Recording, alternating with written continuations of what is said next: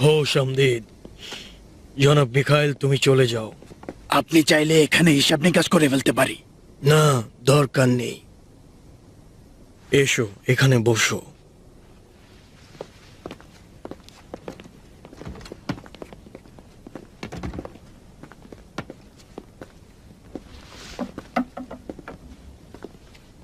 আমাদের সঙ্গে কি কোনো কাজ ছিল জনাব ইয়াসাকার? আমরা পাঠদান করছিলাম, খবর পেলাম যে আমাদেরকে ডেকেছেন, জলদি চলে এলাম।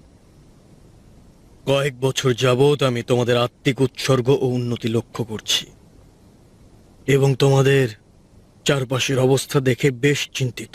বিশেষ কিছু বলবেন কি? না, শুধুমাত্র তোমাদের সঙ্গে বিশেষভাবে মোলাকাত করতে চেয়েছিলাম। গির্জায় কোনো সমস্যা নেই তো? না, কি সমস্যা? কেননা দীর্ঘদিন যাবৎ আমার কাছ থেকে নিজেদের মাসিক বৃত্তি নিতে আসুনি। আসলে তেমন দরকার হয়নি। কেমন করে দরকার হয়নি? এটি অপরিপক্ক কথা দাউদ। আমাদের সকলেরই একটা সময় টাকা পয়সার দরকার হয়। আমরা তো এই দুনিয়ায় তেমন কিছুই চাই না। যতটুকু খোদার খেদমত করতে পারি ততটুকুই সন্তুষ্ট থাকার জন্য যথেষ্ট। আমাকে দেখো, গত কয়েক বছরের তুলনায় কি পরিবর্তন হয়নি? অবশ্যই। আমার চুলগুলো পেকে গিয়েছে। দীর্ঘদিন হলো মৃত্যুর নিকটবর্তী হয়ে গিয়েছি। এটি ইলাহি পাকের তাকদীর, যা সবার জন্য ঘটে। আমাদের সকলের ভবিষ্যৎ সম্পর্কে ভাবা উচিত, যাতে বৃদ্ধ বয়সে ভিক্ষুক হয়ে দাঁড়ে দাঁড়ে ঘুরতে না হয়। ইনসানের আভিজাত্যের জন্য সম্পদের প্রয়োজন হয়। হ্যাঁ, কোনো আভিজাত্য সম্পন্ন লোকই ভিক্ষাবৃত্তি পছন্দ করে না জনাব ইয়াসাকার। ভালোই হলো সত্য বিষয়টি উপস্থাপন করে। অতএব যৌবন থাকা অবস্থায় বৃদ্ধ বয়সের চিন্তা করা উত্তম। হিসাব করে দেখলাম, এই কয়েক মাসে ইয়াহু ইয়াকিন তুমি 3 থলে মুদ্রা এবং তুমি প্রিয় দাউদ 2 থলে মুদ্রা পাওনা রয়েছ। এই মুদ্রাগুলোর লভ্যাংশ তোমাদের ভাগে রয়েছে, যা অন্য ধর্মের লোকেরা দিয়েছে। নিয়ে যাও, গ্রহণ করো। কিন্তু জনাব জাকারিয়া বলেন যে জনগণের এই ভয়াবহ দুঃসময় ও রিক্তনিঃস্ব অবস্থায় পুরোহিত এবং ধর্মভীরু লোকেদের কোনরূপ অর্থভোগ করা উচিত নয় জনাব ইয়াসাকার। দেখো, আমাদের গির্জার পুরোহিতগণ মহান খোদার সন্তুষ্টির শানে কাজ করে থাকে।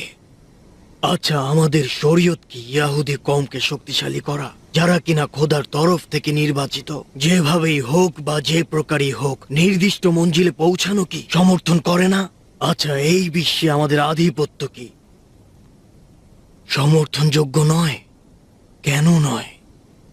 যে কোনো প্রকারে হওয়া কি উচিত জনাব? এমনকি খোদাভীরু লোকদের কেনার মধ্য দিয়েও? আপনি খুব ভালো করেই জানেন যে লেনদেনের মাধ্যমে কোনো ইনসানের কল্যাণ হতে পারে না।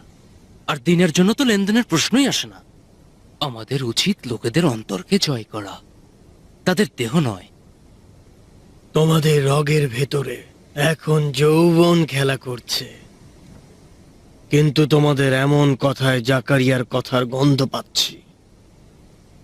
জনাব ইয়াসাকার, আপনার মতো বয়োজ্যেষ্ঠ লোকদের সম্মান করা আমার কর্তব্য, কিন্তু আমি হযরত জাকারিয়ার অপমান কিছুতেই সহ্য করব না। পয়গম্বরদের সুন্নতে এটি ছিল না যে তারা সদকা গ্রহণ করবে এবং এর মাধ্যমে নিঃস্ব হয়ে থাকবেন, জিরা খেয়ে বড়লোক হবেন এবং নিজেদের দিনের প্রচার থেকে বিরত থাকবেন। এখন যাওয়ার অনুমতি চাইছি। আমার ভাবা উচিত ছিল, জানা উচিত ছিল যে তোমাদের বাহাস ও যুক্তি তর্ক সহ্য করার মতো ক্ষমতা নেই। এমনকি আমার কথা শোনার মতো ধৈর্য তোমাদের নেই। আগে চিন্তা করো, তারপরে সিদ্ধান্ত জানাও। আচ্ছা, এটি কি পয়গম্বরদের সুন্নত নয় যে বিরোধীদের সঙ্গে বাহাস করব এবং তাদেরকে গোমরাহি থেকে বের করে আনব? তাহলে তোমরা কেন কাজটি করছো না? আমি প্রস্তুত রয়েছি। আমরা তো সব সময় আপনার কথা শোনার জন্য প্রস্তুত রয়েছি জনাব। কার সঙ্গে বাহাস? কোনো কোনো ক্ষেত্রে অযথা বাহাস ইনসানকে বেদায়েত ও কুফরির মধ্যে ফেলে দেয়। ইয়াহু ইয়াকিয়ান, বেদাত? কোন বেদাত? আমি বলছি, পবিত্র তৌরাত নিজেদের মতো করে লিখে নিয়েছেন, আল্লাহর কালামকে নিজেদের মতো করে পরিবর্তন করে নিয়েছেন, নারীদেরকে তুচ্ছ তাচ্ছিল্য করছেন এবং দাসদাসীর মতো বেচাকেনা করছেন, ঝগড়া বিবাদ ও জেনা ব্যভিচারের মোকাবেলায় নিশ্চুপ রয়েছেন, কিন্তু পয়গম্বরের মুজিজার বিরুদ্ধে দাঁড়িয়েছেন সেগুলোকে অস্বীকার করছেন। অথচ এসব চুরি, ডাকাতি, হত্যা, ব্যভিচার জনগণের নিঃসম্বল অবস্থায় একেবারে পাথর হয়ে রয়েছেন। এইসব ঘটনার মূলে রয়েছে আপনাদের মতো ধর্ম ব্যবসায়ীগণ। মানব জাতির মুক্তিদাতা খুব শীঘ্রই আসছেন, তিনি সঠিক জবাব দেবেন। হে খোদা, মসিকে আমাদের নিকট পাঠান। দাউদ, চলো।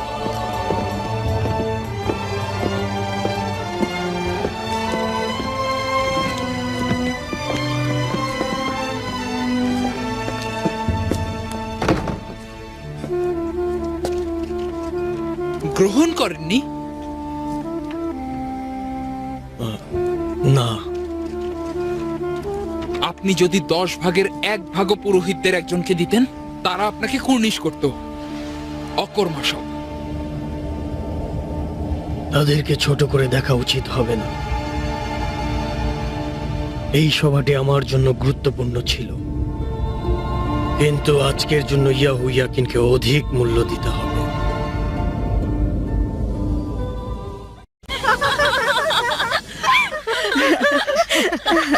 আচ্ছা বলো তো, এই অল্প সময়ের মধ্যে কিভাবে তুমি, মানে 6 মাসের মধ্যে তুমি গর্ভবতী হয়ে গেলে? আমি নিজেও অবাক হয়েছি, কিন্তু জনাব জাকারিয়া বললেন এটি এলাহি পাকের একটি মোজেজা। দীর্ঘদিন আপনার কাছ থেকে দূরে ছিলাম, প্রতিবেশী হিসেবে আমাদের ক্ষমা করবেন। এই সুস্বাদু কলেজেগুলো আমার কন্যা তৈরি করেছে, অনুরোধ করছি গ্রহণ করুন। এই নাজরানাগুলো আমি উপাসনালয়ের জন্য রেখে দিয়েছিলাম। আপনাদের সবাইকে ধন্যবাদ, কিন্তু জানি না জনাব জাকারিয়া এই হাতিয়াগুলো গ্রহণ করবেন কিনা। আপনারা তো জানেন সে কত কঠিন প্রকৃতির লোক। হয়তো আপনি একটু জোর করলেই এখন গ্রহণ করতে পারে। আমার জন্য উত্তম হাদিয়া হচ্ছে আমরা সবাই আবার একত্রিত হয়েছি। সত্যি ভালো লাগছে, আপনারা আমাকে এত মহব্বত করেন। একই কথা বলছেন। জনাব জাকারিয়া তো আল্লাহর পয়গম্বর, এটি আমাদের সবার জন্য গর্ব। তার মাধ্যমে এলাহি পাকের মোজেজা সংগঠিত হচ্ছে। কি হলো? এলিসাবেথ, নড়াচড়া করছে, নড়াচড়া করছে।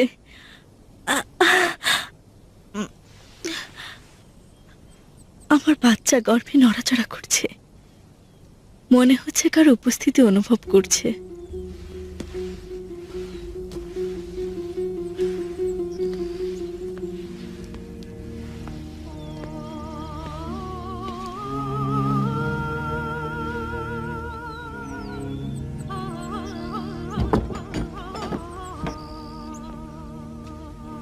কে?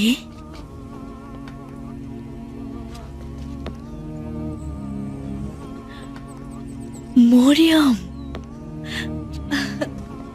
খালাজান,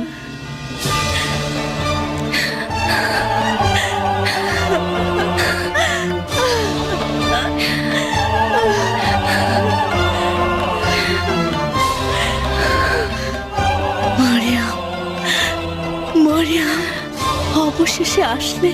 আমার বিশ্বাস হচ্ছে না, হে খোদা, আমার বিশ্বাস হচ্ছে না। তুমি কি জানো তোমাকে দেখার জন্য কতটা উগ্রীব ছিলাম?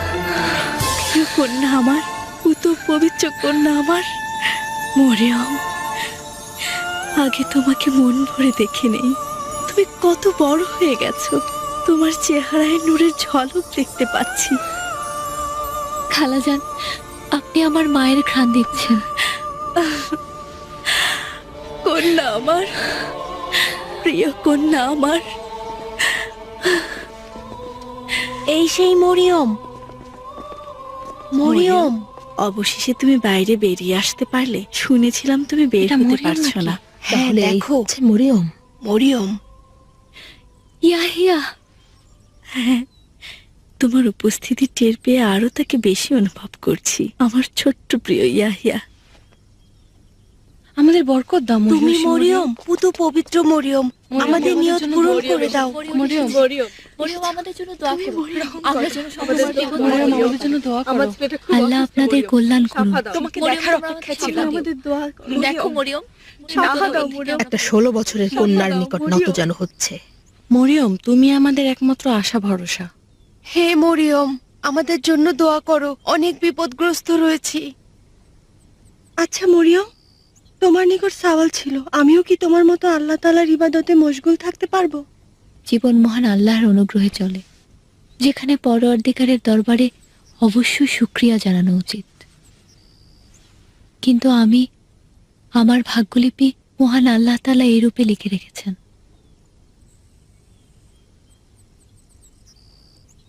খোদার কসম, এই মোজেজার কিছুই আমার কল্পনায় খেলছে না। আচ্ছা, জাকারিয়া কি সত্যি সন্তানের পিতা হতে চলেছেন? সে আমাদের সবাইকে হতবিহ্বল করে দিচ্ছে। আপনাদের জাকারিয়া নবীর কথা কিভাবে সম্ভব এই বৃদ্ধ তিনি বয়সে সত্য বলছেন। জাকারিয়া সন্তানের তিনি পিতা হবে? আপনাদের জন্য এসেছেন। আমি তো প্রায় পাগল তার হয়ে নসিহত গেছি। হৃদয় দিয়ে সে অনুধাবন নিজেই করতে সবচাইতে হবে। বেশি পাগল হয়েছে।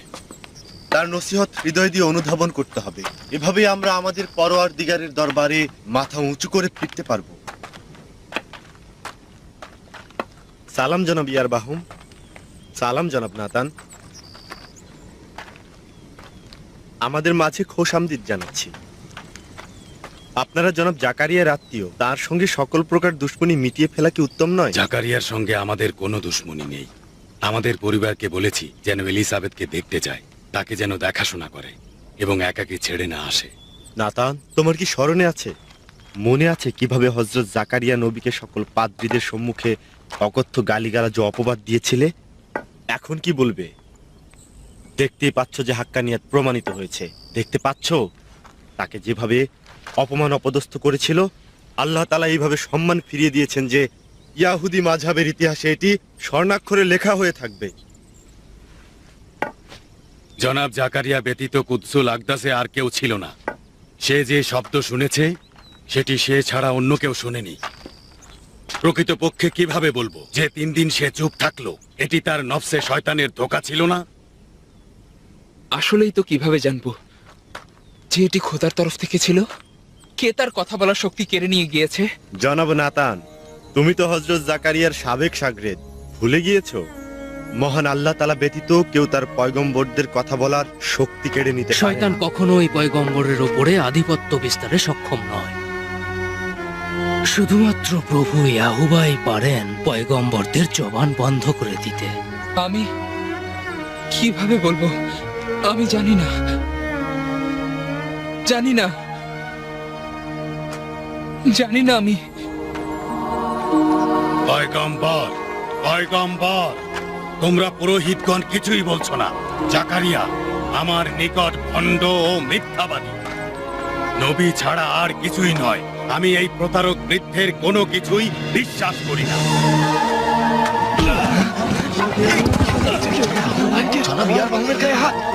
কার সঙ্গে হিংসা করছো? দাদা, কত বড় সাহস! তুমি নিজেই প্রতারক। যদি আরেকবার এরকম বাজে কথা বলো, তোমার জিহ্বা টেনে ছিঁড়ে ফেলবো। আল্লাহর পয়গম্বরকে অপমানিত করছো। তুমি বা অন্য কেউ যেন কিছু বলার সাহস না করো। ভালোভাবে শোনো ইয়াহু ইয়াকিয়ান, এই কাজের পরিণাম তোমার মৃত্যু দিয়ে শোধ করতে হবে, তোমার জান দিয়ে। আমি যতদিন জিন্দা রয়েছি কাউকে কখনো হযরত জাকারিয়ার বিরুদ্ধে কিছু বলা অনুমতি দেব না। এই হস্ত, এই বাহু, যে হযরত জাকারিয়াকে অপমান করবে তাকে চরম শাস্তি, ইয়াহু ইয়াকিন কি- চরম শাস্তি। কেউ তার বিরুদ্ধে নাফরমানি করবে, এসো, চরম যাই। শাস্তি পাবে, এসো, চলো যাই। চরম শাস্তি। যথেষ্ট হয়েছে, তাকে ছেড়ে দাও।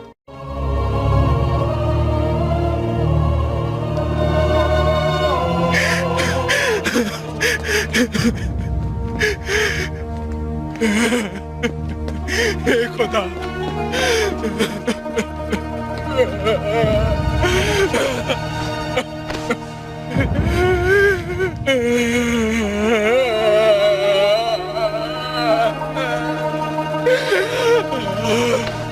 হে পরওয়ারদিগার, কে সত্য বলছে, কে গোমরাহির পথে রয়েছে?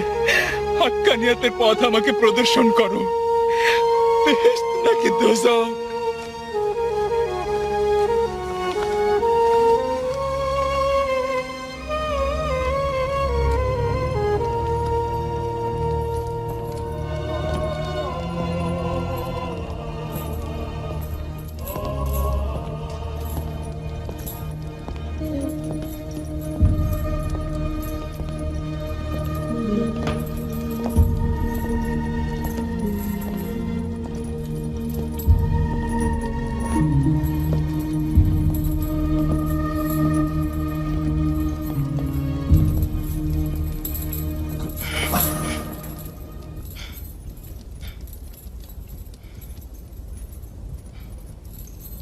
সালাম আব্বাজান। সালাম অ্যান্টিপিটার। আমার তাজ এবং সিংহাসনের উত্তরাধিকারী। তোমাকে কেন এই কাদামাটি আর সেগুলি বন্দি দেখছি? আপনার সিংহাসনের বিরুদ্ধে ষড়যন্ত্রের অভিযোগে বন্দী করেছে। তাও আবার বাস্তবতা বিবর্জিত। তুমি নিষ্পাপ, পাক পবিত্র এবং পিতাকে অসম্ভব ভালোবাসো। না, আপনার প্রতি আমার দিলে কোনো ভালোবাসা নেই। জেরুজালেমের সবাই মোজেজা নিয়ে কথা বলছে। এই সুযোগের সদ্ব্যবহার করতে চেয়েছিলাম, আপনার বিরুদ্ধে বিদ্রোহ করতে চেয়েছিলাম এবং সিংহাসন দখল করতে চেয়েছিলাম। আমার একমাত্র ভুল ছিল যে আপনার কাছের কয়েকজনকে খুব বিশ্বাস করেছিলাম। তারা আপনাকে আমার চাইতে বেশি প্রাধান্য দিয়েছিল, আর এই কারণেই আমি তাদের হাতে বন্দী। প্রথম কোন খেয়ানতকারীকে দেখছি যে কিনা নিজের অপরাধ স্বীকার করে নিচ্ছে। খেয়ানত তো কিছুই নয়, এটি তো রাজা বাদশাদের আইন কানুন, যেখানে পিতার বিরুদ্ধে, ভাইয়ের বিরুদ্ধে, নিজেদের বিরুদ্ধেও সালতানাত নিয়ে ষড়যন্ত্র হবে। আচ্ছা, আপনি নিজেও তো অ্যান্টিগিনেসকে ক্ষমতার লোভে হত্যা করেছিলেন। আপনার প্রিয়তম সহধর্মিণীকে পর্যন্ত ন্যূনতম ভুলের জন্য ক্ষমা করেননি। নিজের বোন দেবরাকে পর্যন্ত জল্লাদের হাতে তুলে দিয়েছিলেন। অসংখ্য অভিজাত ব্যক্তিবর্গকে হত্যা করেছেন, তাই না? আমিও সেটি শিখেছি, খুব ভালো করেই শিখেছি। যদি ইয়াহুবা আমার সঙ্গে থাকতো, তবে এতক্ষণে আপনার লোকেরা আমাকে আপনার সামনেই সগৌরবে কুর্নিশ করত।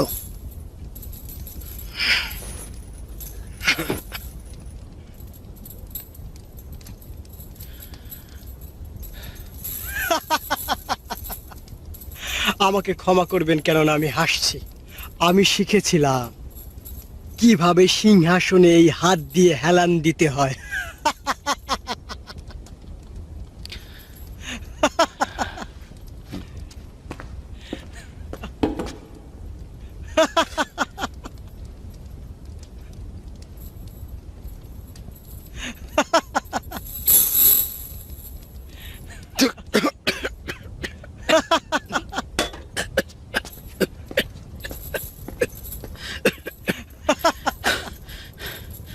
চুপ করো, নয়তো আদেশ দেব তোমাকে এই মুহূর্তে এখানেই। আমাকে আপনি কতল করবেন পিতা? আব্বাজান, অনুরোধ করছি, আমাকে ওই পারে পাঠিয়ে দিন। জলদি আমাকে শান্তি দিন, যেন রেহাই পেতে পারি। পুত্র হত্যা করা সহজ নাকি পিতা হত্যা করা? এটি একটি জটিল ধাঁধা, যার উত্তর আমি কখনোই পাবো না।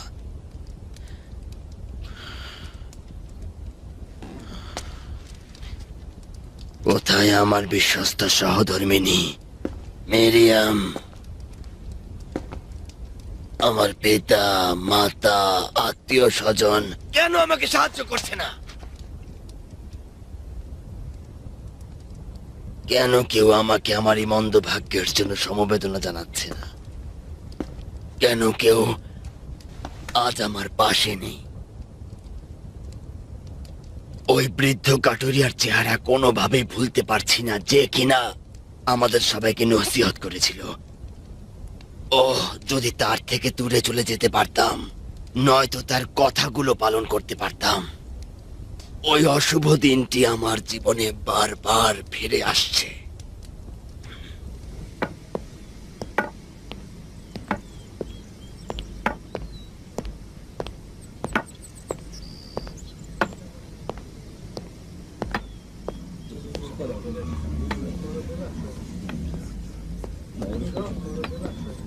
জনাব জাকারিয়া, হে খোদার পয়গম্বর, লোকজন জমায়েত হয়েছেন, আপনার ওয়াজ সকলে শুনতে চাইছেন। আমরা সবাই অতীত নিয়ে অনুতপ্ত, আমাদের হেদায়েত করুন। হে পবিত্র জাকারিয়া নবী, এই মহান মোজেজা দ্বারা আমাদের চোখ খুলে দিয়েছেন। আমাদেরকে বঞ্চিত করবেন না, আমাদেরকে নসিহত করুন।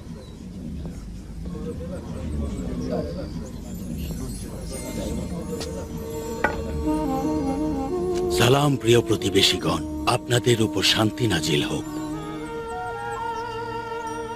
আমি আশ্চর্য হই যখন দেখি কেউ কিছু হারিয়ে ফেলে এবং পুনরায় তা অন্বেষণ করে, কিন্তু যে নিজেকে হারিয়ে ফেলে সে আর নিজেকে অন্বেষণের চিন্তা করে না। দাউদের কাছে ওহী এলো, হে দাউদ, নিজের গৃহ পরিচ্ছন্ন করো, আল্লাহ তাআলা সেখানে অবতরণ করবেন। বললেন, হে ইলাহি পাক, সেটি কেমন গৃহ যেখানে আপনি অবতরণ করতে পারবেন? আল্লাহ পাক বললেন, মুমিন বান্দার দিল। দাউদ বললেন, কিভাবে করব? আল্লাহ পাক বললেন, সবকিছু পুড়িয়ে দাও, যা কিছু সঙ্গে আমার কোনো সম্পর্ক নেই। এরপর যদি আমার পথ অন্বেষণে কোনো কিছু নিয়ে বিভ্রান্ত হও, সেটি দেখিয়ে দাও, সেটাই পবিত্র মঞ্জিল। মোজেজা নয় কি? যে নারীকে আমরা বন্ধা হিসেবে জানি, একজন বৃদ্ধ মানুষ দ্বারা গর্ভবতী হলো। জালিলের মানুষ আমাদের দেখে হাসি ঠাট্টা করে, যারা কিনা জাকারিয়া ও এলিসাবেথের নিকটের লোকজন, অথচ জনাব অবিশ্বাসী। ইয়াসাকার, কেন কিছু বলছেন না? দেখতেই পাচ্ছেন সাধারণ লোকজন কিভাবে আমাদের বিরুদ্ধে জেগে উঠেছে। একটি মোজেজার বাহানায় এমন কি হলো যার জন্য আমাদের নারীরা পর্যন্ত এত প্রভাবিত হয়ে গিয়েছে? সবুর করো, আগে বাড়িতে যাই, সেটা আমিও তুমি বুঝবো। তোকে আমি এমন মোজেজা দেখাবো। স্যার, এলিজাবেথ কত মাসের গর্ভবতী? 5-6 মাস মনে হচ্ছে। আজব, 2 মাসের বেশি হয়নি যে মোজেজার দাবি করছে। আফসোস, যদি ঈশ্বর আমাকে মৃত্যু দিত তাহলে আর দোটানায় পড়তে হতো না। জাকারিয়া বলেন, ঈশ্বর আমাদের সবাইকে পরীক্ষা করেন, আর সব লোকেরা বলছে আমরা তার পরীক্ষায় অসহায় ও তিক্ত অভিজ্ঞতায় পতিত হয়েছি। এতদিন পর্যন্ত তার দাবি অনুযায়ী ইমরানের নবুয়ত ও ঈসা মসিহের স্থলে মরিয়মের জন্মকে মিথ্যা হিসেবে প্রচারণা চালাচ্ছিলাম। আচ্ছা, খোদা কি এই মোজেজা দ্বারা আমাদের কোনো ইঙ্গিত দিচ্ছে? এমন এক মোজেজা যার মাধ্যমে এটা প্রমাণ হচ্ছে যে সে একজন খোদার নবী, এমন পয়গম্বর যাকে আমরা অনুসরণ করব, তার উপদেশ শুনে জান উৎসর্গ করে দেব। বলুন যে সে একজন খোদার পয়গম্বর নয়, বলুন যে সে একজন বৃদ্ধ পাগল, আমাকে বলুন যে সে একজন ধোঁকাবাজ ও বড় ধরনের মিথ্যাবাদী। হায় আফসোস, যদি সে খোদার পয়গম্বর হয়ে থাকে, তাহলে আমি এই জাহান্নামের আগুনে জ্বলে পুড়ে ছারখার হয়ে যাব। খামোশ, যথেষ্ট হয়েছে, চুপ থাকো। খোদার কসম, যদি চুপ না থাকো তবে আমি নিজের হাতে তোমাকে চিরতরে চুপ করিয়ে দেব। বলিনি জনাব ইয়াসাকার, বলিনি আপনার নীরবতা অবশিষ্ট সবাইকে একেবারে গোমরা করে দেবে। এই মন্দ ভাগ্য থেকে আমাদের রেহাই দিন, নয়তো প্রতিদিন হাজারটা রং বদলাবে এবং ঈমান ছেড়ে কুফরির দিকে ধাবিত হবে। এগুলো সব খোদার তরফ থেকে হচ্ছে। চিন্তা করে দেখো, প্রতিটি মুহূর্তই এক একটি মোজেজা। আফসোস, কে নিজের চোখে দেখেছে হযরত মুসা ও হযরত ঈসা আলাইহিস সালামের পর খোদার তরফ থেকে মোজেজা নাজিল হয়েছে? খোদা ইয়াহুদি গোত্রকে অন্য সব গোত্র থেকে অতি মর্যাদাবান হিসেবে নির্বাচন করেছেন, যেন এই পৃথিবীর মানুষদের প্রশিক্ষণ দিতে পারে। অতএব ইহুদি গোত্রের আধিপত্য ও প্রভাব অন্য সকল দিন ও গোত্রের উপর অবশ্যই পড়তে হবে, এবং খোদার অন্য কাউকে দিয়ে মোজেজা দেখানোর বোধহয় আর কোনো প্রয়োজন নেই। এই ধরনের কথাবার্তা আমাকে বেশি বিভ্রান্ত করে। বিভ্রান্তির আগুন নিভে ফেলুন জনাব ইয়াসাকার। এটি অব্যাহতভাবে আমার দেহে আগুন ধরিয়ে দিচ্ছে এবং মনে হচ্ছে এটি আমার রুহকে জ্বালিয়ে দিয়ে গোমরাহির পথে ধাবিত করবে। আসো নিজেদের কিছুক্ষণের জন্য জাকারিয়ার স্থলে চিন্তা করি। একজন বৃদ্ধ মানুষ যার ইচ্ছে কিনা নবুয়ত ও পয়গম্বরি করা। কয়েক বছর ধরে সে একটা সুন্দর নকশা করে যাচ্ছিল, কিন্তু উপযুক্ত কারণ পাচ্ছিল না। আর অবশেষে নিজের বৃদ্ধ স্ত্রী গর্ভবতী হলো এবং সে হযরত ইব্রাহিম ও হাজেরার ঘটনা স্মরণ করিয়ে দিতে চাইল। তারাও সন্তানের পিতামাতা হতে পারছিল না। আল্লাহ তাআলা তাদের হযরত ইসহাককে দান করলেন। অতএব জাকারিয়াও তার স্ত্রীর গর্ভধারণকে কয়েক মাস আমাদের নিকট গোপন রাখলেন। কুদসের উৎসবের দিনে সবার সামনে বাইরে বেরিয়ে এলো এবং নিশ্চুপ থাকলো। সে ইশারা ইঙ্গিতে আমাদের সবাইকে বোঝাতে চাইল যে তার কণ্ঠ দিয়ে শব্দ বের হচ্ছে না। সবাই বলল যে খোদা তার জবান বন্ধ করে রেখেছে। এলিজাবেথের গর্ভ ধীরে ধীরে দৃশ্যমান হতে লাগলো এবং এলাহি পাকের তরফ থেকে তার মোজেজার কথাও সবার নিকট ছড়ালেন খুব সুকৌশলে। আর আমাদের বৃদ্ধ উচ্চাভিলাষী ধোঁকাবাজ জাকারিয়া তার স্ত্রীর গর্ভবতী হওয়ার সুযোগ নিয়ে পয়গম্বরের মতো বিষয়টি দাঁড় করিয়ে ফেলল। আচ্ছা, তাহলে এই ব্যাপার ছিল। দেখলে দেখলে তো, এই সবকিছুই ধোঁকাবাজি ছিল। খোদাকে ধন্যবাদ যে ওদের মিথ্যা কথায় বিভ্রান্ত হয়নি।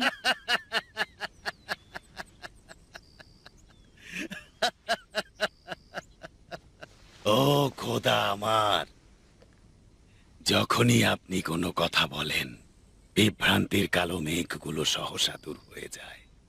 সঠিক কথা বলেছেন জনাব ইয়াসাকার, সঠিক কথা। মোজেজা। আমি এটা কিভাবে জানবো? এটা লোকজনের দোষ, তারা বলছে। তুই কি সারা জীবন এরকমই বোকা থাকবি? লোকজন বেহুদা যা বলে তাই বিশ্বাস করবি? নিজের স্বামী ও জনাব ইয়াসাকারের উপস্থিতিতে এত বড় গোস্তাখি! আমাকে ক্ষমা করবেন জনাব ইয়াসাকার, আমি আহম্মক আর পাগল নারী। তোমাদের সরল দৃষ্টি ওরা ব্যবহার করে তোমাদেরকে আমার বিরুদ্ধে খেপিয়ে তোলে। কিন্তু আমি অবাক হচ্ছি যে আমার স্ত্রীর ভাই জনাব নাতান কেন এত জলদি গোমরাহের পোশাক পরতে যাচ্ছিল। ভুল করেছি জনাব ইয়াসাকার, ভুল করেছি। এই নাদান বান্দার খোদা সম্পর্কে গোমরাহের চিন্তা ক্ষমা করবেন, যে কিনা দ্রুত ধোঁকা খাচ্ছিল, যার কিনা মাসালা বিশ্লেষণের ক্ষমতা নেই। এইবারও আমাকে নাজাত দিলেন। এখন থেকে আমার আত্মা ধ্যানে জ্ঞানে আপনার অধীনস্থ থাকবে। যা বলবেন তাই আমি পালন করব।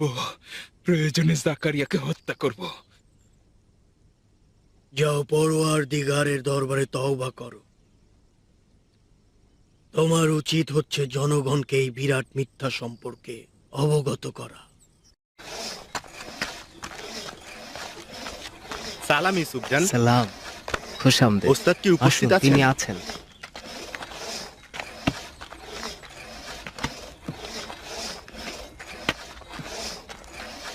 সালাম ওস্তাদ জনাব জাকারিয়া। সালাম জাকারিয়া। সালাম প্রিয় ভাইয়েরা। এ পাক পবিত্র জনাব জাকারিয়া, মহান আল্লাহর পয়গম্বর, আপনার নিকট গুরুত্বপূর্ণ বিষয় নিয়ে এসেছি, যেন আমরা গোমরাহী পথ থেকে নাজাত পেতে পারি। কিছু প্রশ্ন ছিল। বলতে পারো। বড় অশান্ত সময় এখন।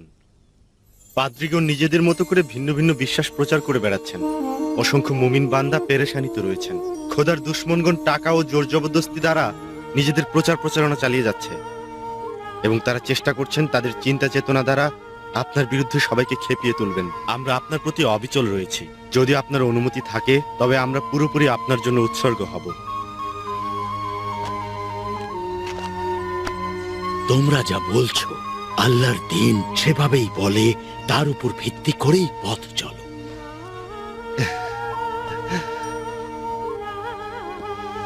হে খোদার নবী, আপনি জেনে রাখুন আমরা সবসময় আপনার সঙ্গে আছি। যে কোনো সময় যে কোনো কিছু ঘটে যেতে পারে, আমাদের প্রস্তুত থাকতে হবে। তাহলে তাহলে আমাদের দোয়া করুন। আল্লাহ তাআলা তোমাদের দুনিয়া ও আখিরাতের জন্য কবুল করুন।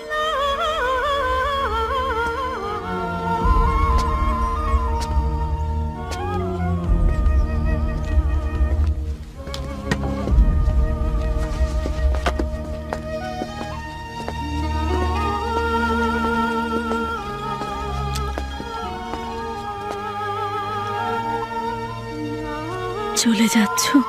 আমার পাশে একটু বসুন।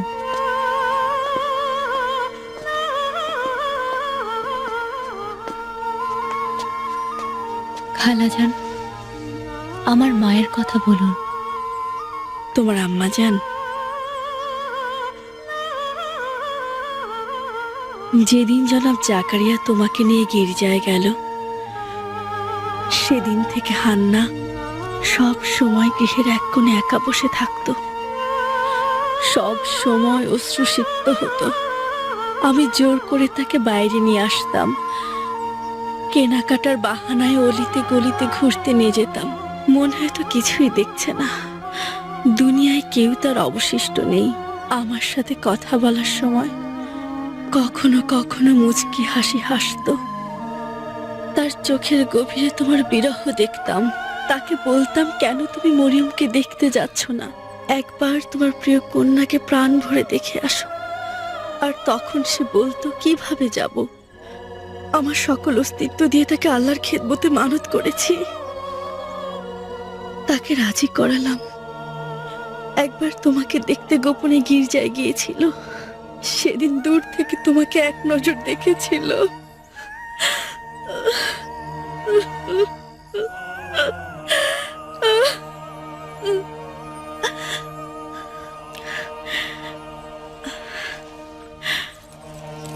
এই নাও, তোমার মায়ের গলার হার আমাকে দিয়েছিল যেন তোমার নিকট অর্পণ করি।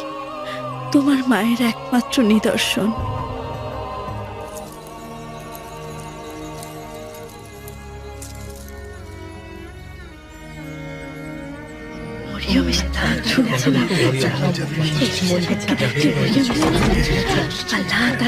সালাম মহিষী মরিয়ম।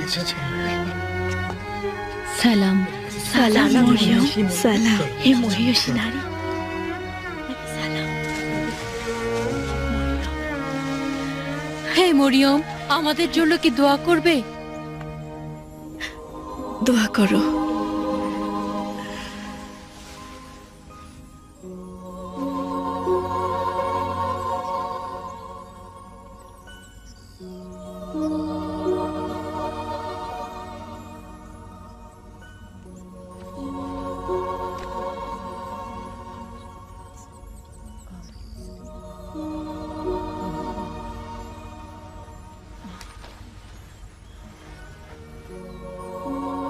আল্লাহ আমাদের সকলকে হেফাজত করুন। খোদা হাফেজ খালাজান। ভালো থেকো। আমার নামও মরিয়ম। আমারও মা নেই, পিতাও জীবিত নেই।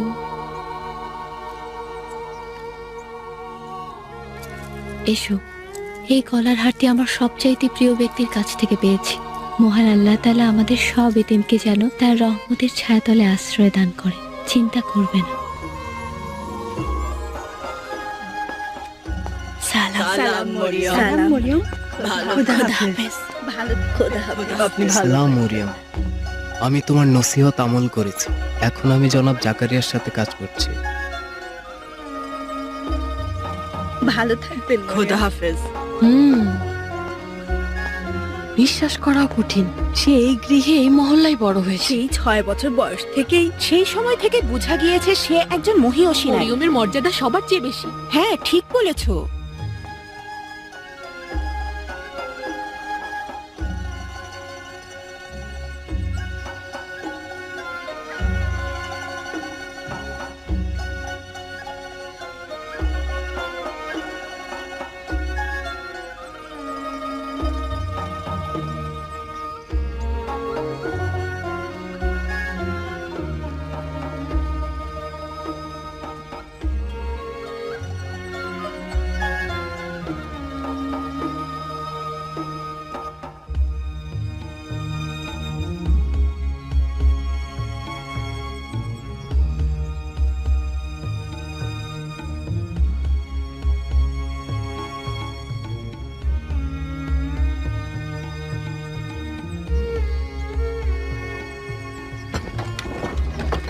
এসো এসো। শুনেছি অনেক মহিষী। সালাম, ভালো থাকবেন। সালাম। এখানকার পানি অনেক সুস্বাদু।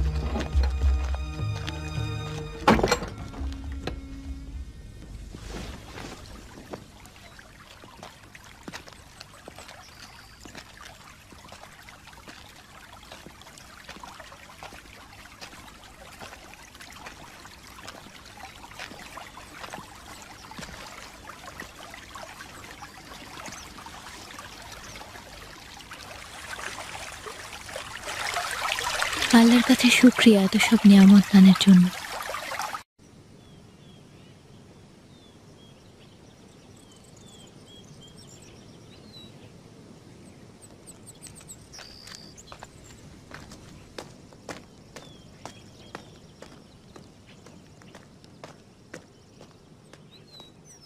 জানতাম সেই পথে ফিরবে। সে আসছে। শোনো সরাফিনা, চলো এই কাজ থেকে বিরত থাকি।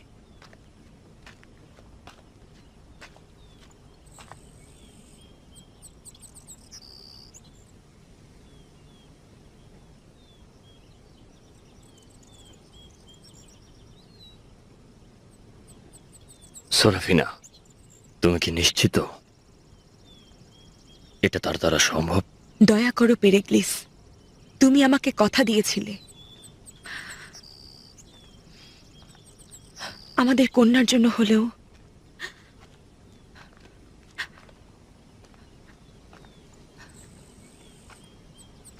আচ্ছা ঠিক আছে, একটু দাঁড়াও, তোমার সঙ্গে কথা রয়েছে। তুমি কি মরিয়ম, ইমরানের কন্যা মরিয়ম? একটু কথা বলতে চাইছিলাম। আমি পেরেক্লিস, লিজিয়ান বাহিনীর পক্ষ থেকে এখানে ইহুদিদের জন্য রয়েছি। অবশ্যই আমার নাম শুনে থাকবে। সে আমার স্ত্রী সোরাফিনা। আমাদের এখানে আসার উদ্দেশ্য হচ্ছে মানুষের চোখের আড়ালে তোমাকে এখানে দেখব এবং কিছু কথা বলবো। আমার কন্যাকে যদি সাফাদান করো, আমি তোমাকে স্বর্ণ মুদ্রা দেব, রোমের 10 থলি খাঁটি স্বর্ণ সব দিয়ে দেব তোমাকে। 10 থলি। মরিয়ম, বুঝতে পেরেছো? পেরেগ্লিস, দয়া করে একটু চুপ করবে। তার সঙ্গে কেমন আচরণ করছো?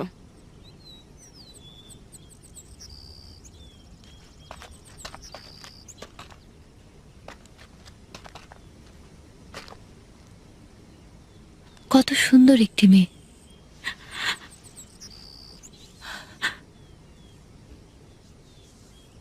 গায়ে তো অনেক জ্বর। তার জন্ম থেকেই সে অসুস্থ। রোমের চিকিৎসকগণ তার জন্য কিছুই করতে পারেনি। এখন তো এখানে চলে এসেছি, আত্মীয় স্বজন থেকেও সম্পূর্ণ দূরে রয়েছি। ও আমার জীবনের একমাত্র ভরসা। ওর অসুস্থতা দিনের পর দিন বেড়েই চলেছে, আর কমছেই না। যদি সে দুনিয়া ছেড়ে চলে যায়, তবে আমিও হয়তো আর বেঁচে থাকবো না। হে মারিয়াম, ইমরানের কন্যা, তাকে শাফা দাও। সোরাফিনা তোমার কথা শুনে আমাকে অনেক জোরাজোরি করছিল। মারিয়াম, তুমি ছাড়া আমাদের আর কারো নিকট কোনো আশা ভরসা নেই। আমাদের কি সাহায্য করবে? আমার আসলে কিছুই করার নেই, আমি দুঃখিত।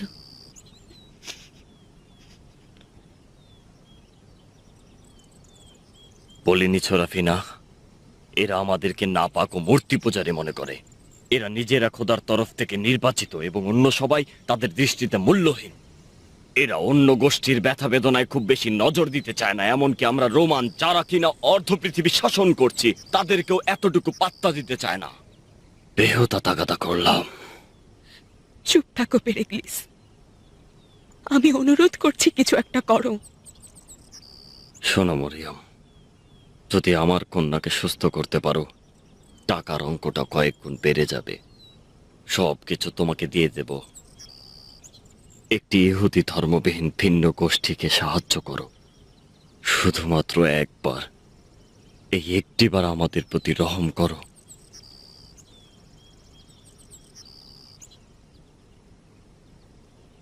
দেখুন, আপনি আমার তরফ থেকে কিছুই করার নেই।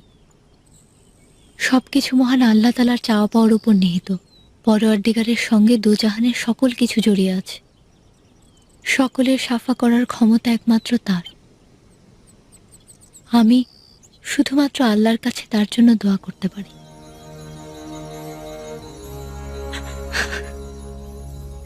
দোয়া করো, তুমি দোয়া করো।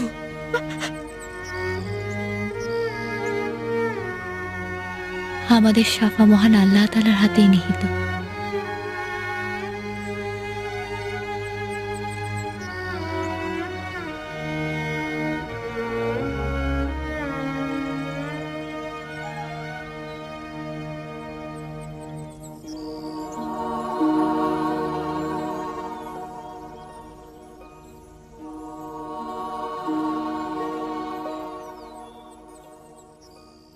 আল্লাহ তাআলা সবকিছুর মালিক। আপনাদের সন্তানকে যেন আল্লাহ তাআলা শাফা দান করে।